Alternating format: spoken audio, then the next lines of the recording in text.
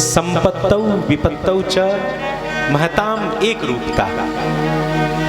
संपत्ति यानी सुख और विपत्ति यानी दुख, दोनों में जो एक रूप रहे वो महान है।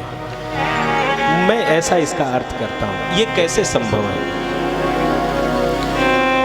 बहुत प्रसन्नता है तो हम बहुत प्रसन्न नहीं हैं, लेकिन बहुत कष्ट है तो हम बहुत दुखी भी नहीं हैं।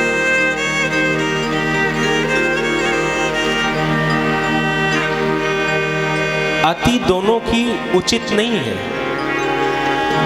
पता चले हम जीवन भर जिसके लिए तप कर रहे हैं, बड़ा संघर्ष किया कि मुझे ये करना है, ये पाना है, ये पाना है, और किसी दिन एकाएक झटके में कोई मिला, आपको मिल गया, सुनते ही इतनी प्रसन्नता की हार्ट अटैक हो गया, हार्ट फेल। तो जीवन भर के तप का प्रतिफल मुझे नहीं प्राप्त होगा।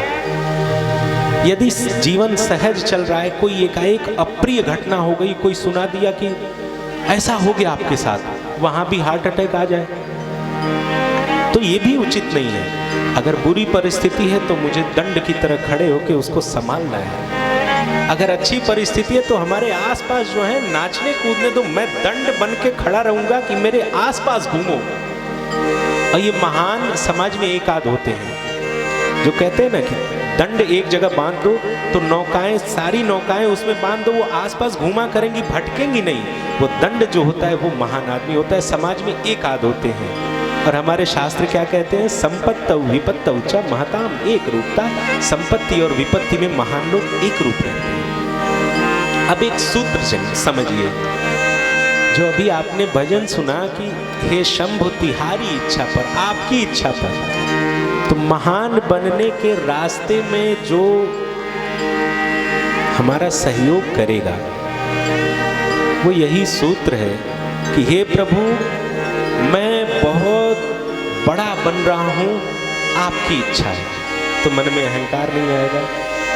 कुछ बहुत बड़ा मिल गया तो साहेब आपकी इच्छा है, मैं इस लायक कहां था। तो वो परिस्थिति नहीं आएगी कि हम प्रसन्नता में बहुत प्रसन्न हो, क्योंकि मैं लायक नहीं हूं प्रभु, आपने हाथ पकड़ के बिठा दिया, मैं कर रहा हूं, मैं क्या करूं, आगे का आप जानो। यदि बड़ी बुरी परिस्थिति है तो वो भी सरकार, आप देख लीजिए आपको क्या करना है, मैं तो खड़ा हूं, जैसा आपको समझ में आवे। तो वहां मन दुखी नहीं होगा, क्योंकएक संबल रहेगा कि कोई है मेरे ऊपर। सब अच्छा, बाबा भोलेनाथ के परिसर में हम बैठे हैं। तो मैं जब बाबा के संदर्भ में सोचता हूँ, मैं अबोध हूँ, अज्ञान हूँ। अभी आप सब तो इतने ज्ञानी लोग बैठे हैं, हमारे समक्ष आदरणीय श्री बैठे हैं, प्रकांड पंडित हैं, आप लोग, बहुत सारा ज्ञान है, आप ज़्यादा अच्छे से समझ सकते होंगे। लेकिन हम थोड़ा सा ज्ञान लेके जब हम अनुशीलन करते हैं, जब शोध के लिए उतरते हैं कि बाबा भोलेनाथ, आज के समाज में ज़्यादातर लोग ऐसे लोग भी हैं कि भांग खाते हैं और कहते हैं बाबा का प्रसाद है, शराब पीते हैं, कहते हैं बाबा का प्रसाद है। तो बाबा का प्रसाद समझ के शराब और भांग तो पी लिया, क्योंकि बाबा खाते हैं। अब बाबा ने हलाहल भी पिया था, एक पुड़िया जहर खा के दिखाओ, वो नहीं संभव, वो नहीं लेंगे। तो हमारे भोलेनाथ अमंगल वेश धरते हैं, सबके लिए उचित नहीं है। अगर आपकी चेतना बड़ी सूक्ष्म है, उन सूक्ष्म तरंगों को आप पकड़ सकते हैं, तो आप जिस कमरे में रह रहे हैं वो कमरा अस्त व्यस्त हो जाए तो मन नहीं लगता है वहां। क्यों? क्योंकि नकारात्मक तरंगे वहां पे आ रही हैं, वो अव्यवस्था के कारण। तो आप तुरंत उसको सही करते हैं कि अरे हटाओ यहाँ पे। तो सोचिए, हमारे भोलेनाथ अमंगल वेश धारण करके भी मस्त रहते हैं। क्यों? भांग का प्रभाव नहीं है, ये राम का प्रभाव है। ऐसा कैसे संभाव्य होता है? आप देखिए, बाबा भोलेनाथ कहाँ रहते हैं? कैलाश पे। पहनते क्या हैं? कुछ नहीं, दिगंबरी। उनके श्रृंगार क्या है? मसान की भस्म, सर्प का जनेऊ, सर्प हाथों में, कुंडल सर्प का।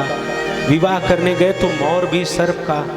चलते हैं बैल पे, हाथ में त्रिशूल है, वाद्य के नाम पे डमरू है, खोपड़ियों की माला पहने हैं। ये कैसा वेश है? लेकिन इस वेश में भी अब उनके सामर्थ्य का दर्शन करिए। सामर्थ्य कैसा है? उन्होंने डमरू बजाया तो 14 सूत्र निकले। आप विद्वान हैं। अ यूर रील रिक ए ओ अंग ऐ औच है वरट लड़ यमंग गणनम झभय घट दस जब घट दस खप छठत चटतव खपय सस सर हल। ये 14 सूत्र हैं और इन्हीं 14 सूत्रों पर पूरे संस्कृत व्याकरण की रचना की गई। और इतनी गूढ़ और इतनी विस्तृत भाषा आज तक धरती पे दूसरी नहीं। ये भोलेनाथ का पराक्रम है, उनकी ये सामर्थ्य है। वो भोलेनाथ संगीत के देवता है। नृत्य में भगवान भोलेनाथ का तांडव नृत्य और मैया पार्वती का लास्य नृत्य, यहीं से नृत्य की उत्पत्ति होती है। डमरू उन्होंने बजाया तो औनद्य वाद्यों की परंपरा वहां से चली। भगवान राम का भजन किया तो वहां से गायन की परंपरा चली। आप शास्त्रों को उठा के पढ़िए, ये उनका सामर्थ्य है। जो वेद हैं इनका विभाग करना, जो शास्त्र हैं इनका विभाग करने का काम किसका? तो भगवान भोलेनाथ का। और उनकी रचना क्या है? उनकी रचना एक सुनाते हैं आपको। शंभु कीन यह चरित सुहावा, शंभु कीन यह चरित सुहावा। तुलसीदास जी लिखते हैं शंभु कीन यह चरित सुहावा, बहुरी कृपा करी उमहि सुनावा, बहुरी कृपा करी उमहि सुनावा। भगवान श्री राम की रचना क्या है? भगवान श्री राम, क्षमा कीजिए, महादेव जी की रचना क्या है? भगवान श्री राम का चरित्र। तुलसीदास जी बार बार लिखते हैं रचि महेश निज मानस रखा। उन्होंने उसकी रचना की और अपने मानस में रखा। उचित समय पे मैया पार्वती को सुनाया, काक भुसुंडी जी को सुनाया, काक भुसुंडी जी ने याज्ञवल्क जी को सुनाया, याज्ञवल्क जी ने भरद्वाज जी को सुनाया। और ये परंपरा चली तो तुलसीदास जी ने इसको रचना लिपिबद्ध किया ग्राम्य भाषा में। ये हमारे भोलेनाथ की रचना है।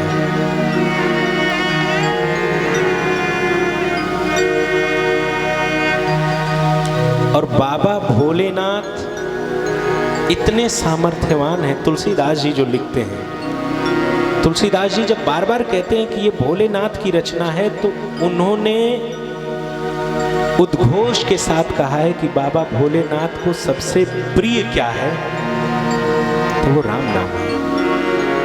और जो बाबा का पूरा सामर्थ्य है वो इसी नाम के कारण है। ये नाम, और ये इस नाम को तुलसीदास जी क्या उद्बोधन करते हैं? महामंत्र जोई जपत महेशो, महामंत्र जोई जपत महेशो, काशी मुकुट हेतु उपदेशो, काशी मुकुट हेतु उपदेशो, महिमा जासु जान कन राउ, महिमा जासु जान गन राउ, प्रथम पूजियत नाम प्रभाऊ, नाम प्रभाऊ, महामंत्र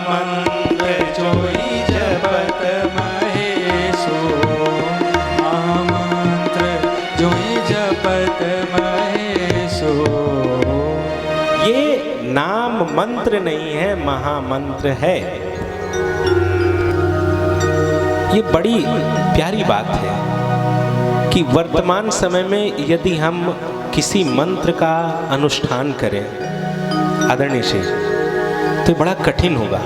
जैसे किसी एक मंत्र का पुरुष चरण करें, गायत्री का पुरुष चरण 24 अक्षर, तो 24 लाख मंत्रों का जाप एक पुरुष चरण होगा। और इन जाप की जो विधि है, जो विधि और निषेध है, क्या करना है क्या नहीं करना है, इसमें आप जाएंगे तो खोपड़ी उलट जाएगी। अगर आप नित्य प्रति 6 घंटे जाप करें तब जाके 1 वर्ष में वो पूरा होगा, नित्य 6 घंटे। और इस जाप में आपको जमीन पे सोना है, मोटा अनाज और मट्ठा, देशी गाय के दूध से जो मट्ठा निकलता है उसका सेवन करना है। रात्रि विश्राम आपको बिस्तर बदल के नहीं करना है। बहुत से नियम हैं। तो एक पुरुष चरण करने में आपको सोचिए कितनी कठिनाई है। एक मंत्र है, बड़ा प्रभावशाली मंत्र है, अन्य मंत्र हैं, लेकिन जो बाबा महादेव को पसंद है वो मंत्र क्या है? वो राम है। केवल 2 शब्द, 2 अक्षर, एक शब्द में राम। कठिन भी नहीं है। मुंह खोलिए, रा निकला, बंद कर लीजिए, मां निकल गया। और तुलसीदास जी कहते हैं ये मंत्र नहीं है, ये महामंत्र है। और महामंत्र के इस महामंत्र के जाप का क्या प्रभाव है? भगवान भोलेनाथ की जो नगरी है काशी, इसका महात्म्य ये है कि काशी में जो भी जीव अपना शरीर छोड़ता है, भगवान भोलेनाथ उसको मोक्ष प्रदान करते हैं। मोक्ष कैसे मिलता है उनको? उन जीव को बाबा कुछ करते नहीं है, जो शरीर छोड़ा उसके कान में जाके बस एक बात बोलते हैं, राम।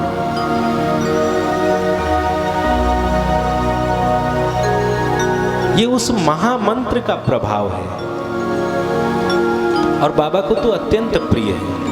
इतना प्रिय है कि उनके पास संपत्ति हो, बहुत संपत्ति हो, तो भी बट के नीचे बैठते हैं आसन लगा के और अपने आंखों को बंद करते हैं, सहज स्वरूप संभालते हैं और 84,000 साल की अखंड समाधि में बैठ के राम नाम जप करने लगते हैं। जब बड़े परेशान होते हैं, मैया सती जी का जब परित्याग कर दिया, फिर भी बैठे उसी बट के नीचे और समाधि लगाई। ये नाम इतना प्रिय है। आप कल की कथा में सुनेंगे कि यदि आपको अपनी भक्ति और अपनी पत्नी दोनों में से एक को चुनना हो तो आप क्या चुनेंगे? सामान्यतः सब लोग सोचेंगे कि भगवान अपने हैं ना, मना लेंगे, उनको परिवार होना चाहिए। लेकिन बाबा भोलेनाथ ऐसे भक्त हैं, उन्होंने अपनी पत्नी का परित्याग कर दिया, जबकि बड़ा पाप नहीं था मैया का, बस दृष्टि थी कि इन्होंने सीता जी का स्वरूप धारण किया है। अब जब मैं इनको देखूंगा तब ये बात याद आएगी कि इन्होंने हमारी माँ का स्वरूप धारण किया है, इनको मैं पत्नी कैसे रखूं, पत्नी स्वरूप में कैसे स्वीकार करूं। बस इतनी सी बात थी और बाबा ने छोड़ दिया, प्रण कर लिया कि यही तन सती भेंट मुई ना है। ये भक्ति है और ये दृढ़ निश्चय आता है, ये केवल तपस्या से आता है। और बाबा के तप का जो एक मंत्र है वही महामंत्र है और वो भगवान श्री राम का नाम है। आइए 2 बार भगवान नाम संकीर्तन करते हैं, फिर नाम महाराज की महिमा में कुछ शब्द, फिर आगे कथा की महिमा करेंगे। अरे हम राम जी के राम जी हमारे हैं, हम राम जी के राम जी हमारे हैं, हम राम जी के राम जी हमारे हैं, हम राम जी के राम जी हमारे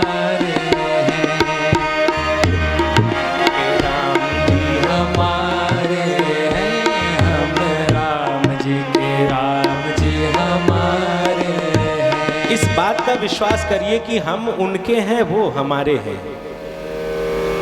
इस विश्वास के साथ जिया जाए, और जब ये विश्वास रहेगा तो नाम का जप होगा, और जब नाम का जप होगा तो सुख मिलेगा, क्योंकि भगवान का स्वरूप है सच्चिदानंद। सच्चिदानंद स्वरूपाय, श्रीमद् भागवत महापुराण में आरंभ में ही है। भगवान का स्वरूप ही सच्चिद और आनंद का स्वरूप है। अब सोचिए, जो घर ही आनंद से बना है, क्या वहां जाएंगे तो मुझे आनंद नहीं मिलेगा? जो घर इसलिए बना है कि उसका परिवेश, उसका वातावरण ठंडा रहे, मतलब एयर कंडीशन लगा है और एयर कंडीशन चल रहा है, क्या हमको वहां ठंडक नहीं मिलेगी? जिस घर में हीटर लगा है, जो इस हिसाब से बना है कि ये गर्म करेगा, क्या हम वहां जाएंगे तो हमको गर्मी नहीं मिलेगी? तो जो स्वयं आनंद का स्वरूप है, जहां से आनंद की निसृति होती है, उन भगवान के पास जाएंगे तो क्या मुझे आनंद नहीं मिलेगा? एक और शब्द, 2-3 शब्द हैं। एक शब्द है आनंद, बड़ा गूढ़ शब्द है, और दूसरा शब्द है मजा। ये हिंदी का शब्द नहीं है, संस्कृत का भी शब्द नहीं है। तो इन दोनों में अंतर ये है कि अगर आपको मीठा पसंद है तो वो मीठा आप खा लीजिए, आपको मजा आ गया, क्योंकि थोड़ी देर बाद वो कंठ से उतरेगा। लेकिन आनंद क्या है?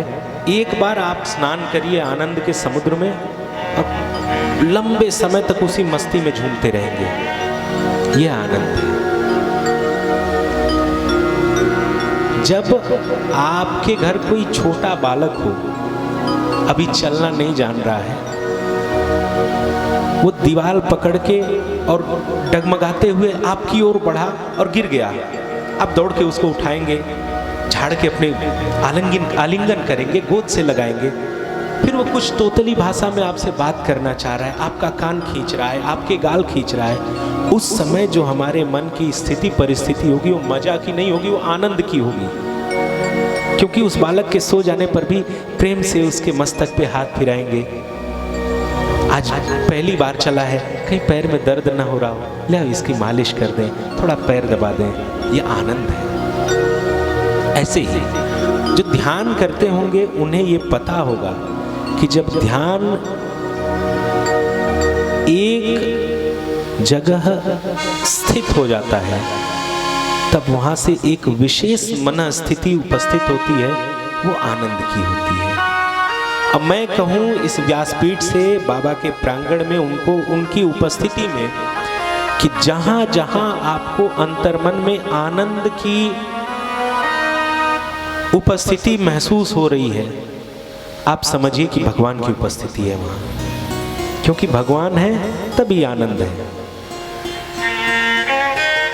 अब भगवान की उपस्थिति, आनंद की उपस्थिति ये तभी होगा जब नाम का जप होगा, भगवान के नाम का जप होगा, और ये नाम सुख देने वाला है। एक गुरुजी ने एक बड़ी अच्छी रचना की थी, आपको सुनावे। अरे नाम प्रभु का परम सुखदाई है,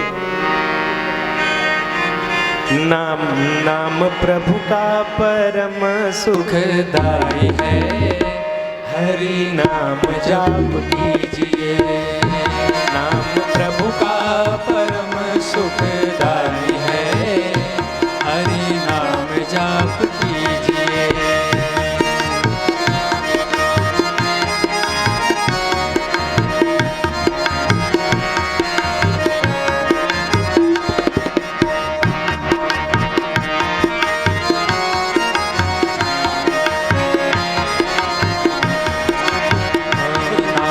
प्रभु का परम सुखदाई है, हरि नाम जाप कीजिए, नाम प्रभु का परम सुखदाई है, हरि नाम जाप कीजिए। ये नाम राम सकल नामन है अधिका, ओहु नाथ अग खग गणपति का, सकल नाम ते अधिकार। मानस जी की चौपाई है। नाथ अग नारद जी कहते हैं, हे प्रभु आपके तो अनेक नाम हैं, उनमें से ये जो राम नाम है इसका ऐसा महात्म्य हो कि ये सारे पापों का दलन करे। राम सकल नामन ते अधिका, हो नाथ अग खग गणपति का। राम सकल नामन ते अधिकार, हो नाथ अग खग गणपति। इस नाम की महिमा वेद और पुराणों ने गाई है, महिमा वेद और पुराणों ने गाई है। हरि नाम जाप कीजिए, नाम प्रभु का परम सुखदाई है। हरि नाम जाप कीजिए, नाम प्रभु का परम सुखदाई है। हरि नाम जाप कीजिए।